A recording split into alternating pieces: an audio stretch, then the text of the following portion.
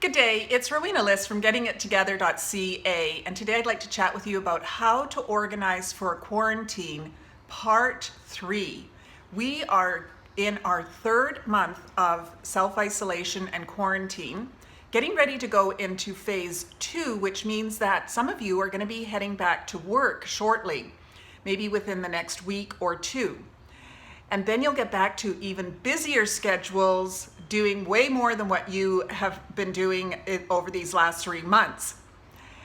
One of the ways to be uber organized is to do your meal planning and to do some bulk cooking. Now's a perfect time to do it. You can get your family involved, your partner, your husband, maybe even a girlfriend if you do some physical distancing.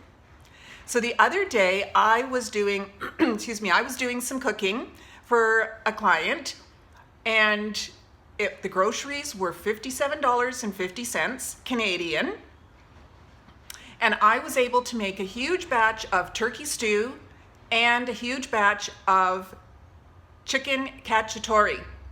It worked out to be 28 servings, single servings. This is a single person. And so I made single servings ready to go into the freezer, and then when she comes home from work, she can just heat them up.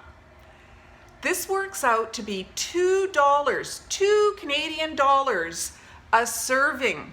This is a bargain. Now imagine if you made your turkey stew and your chicken cacciatore, and a friend made a big pasta sauce and maybe a veggie chili, and then you could swap back and forth and do some sharing. So give this a try. I'm going to attach some pictures so that you can see the production. And it only took me probably about 3 hours, including all the cleanup. That's not bad at all.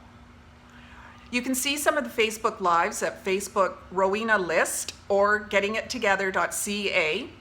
And in the meantime, leave your comments below and check out the rest of the tips on how to organize for quarantine, part 3. Stay safe, be healthy, and keep inside.